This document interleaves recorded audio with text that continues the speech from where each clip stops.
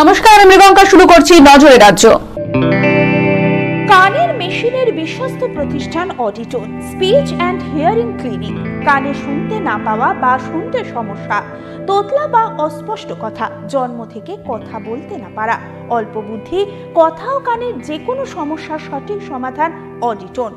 অভিজ্ঞ চিকিৎসকদের পরিষেবার সাথে পাবেন কানে শোনার পরীক্ষা ও যন্ত্র, কান ও গলার ছবি, speech therapy, OAE, BERA, ASSR, ENG, VNG, ইকজি, ভেস্টিবুলার, সাইকোলজিক্যাল পরীক্ষা ও কাউন্সিলিং। বিশদে জানতে যোগাযোগ করুন।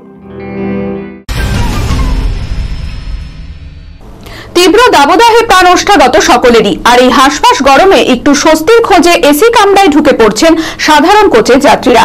ফলে ভিড়ের চাপে মোটা টাকা দিয়ে টিকিট কেটেও স্বস্তি পাচ্ছেন না সংরক্ষিত কোচের যাত্রীরা। তারা ক্ষোভ উগরে দিয়েছেন রেলের পরিষেবার বিরুদ্ধে। সংরক্ষিত ও এসি কোচ থেকে ওইসব অবৈধ যাত্রীদের হটানোর অভিযান শুরু করেছে হাওড়া ও বর্ধমান স্টেশনে।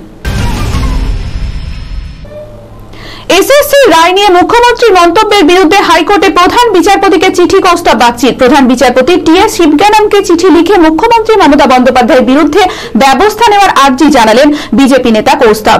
তার অভিযোগ, রাজনৈতিক সভা থেকে দেশের বিচার বিভাগের ওপর নির্লজ্জ আক্রমণ করেছেন রাজ্যের মুখ্যমন্ত্রী। চলচ্চিত্রে একাধিক অবদানের পর পদ্মভূষণ পুরস্কার পাচ্ছেন বাংলার জনপ্রিয় অভিনেতা মিঠুন চক্রবর্তী। 22শে এপ্রিল ভারতের রাষ্ট্রপতি দ্রৌপদী মুর্মুর হাত থেকে এই সম্মান পুরস্কার গ্রহণ করেন মিঠুন চক্রবর্তী। শিল্পকলার জন্য মিঠুন চক্রবর্তীকে এই পদ্মভূষণ পুরস্কার দেওয়া হয়েছে। বাংলার স্বনামধন্য গায়িকা ঊষা উত্থুপকেও দেওয়া হয়েছে পদ্মভূষণ।